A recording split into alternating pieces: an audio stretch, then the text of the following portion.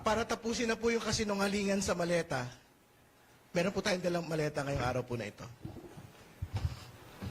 Hindi ho lahat ng maleta may pera, mga kaibigan.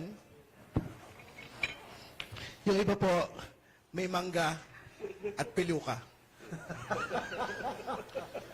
The House and the House Prosecution Panel will not be deterred. Hindi ho kami magpapapigil sa mga kasinungalingan at mga fabricated testimonies po na kung sino man.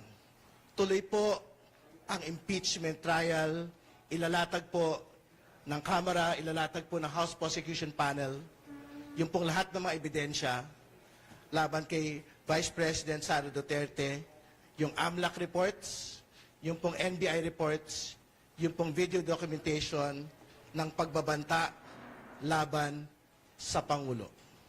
So bumalik ho tayo sa usapin. Ang usapin po ay ang pagpapanagot sa pangalang Pangulo. Wala pong iba. Maraming salamat.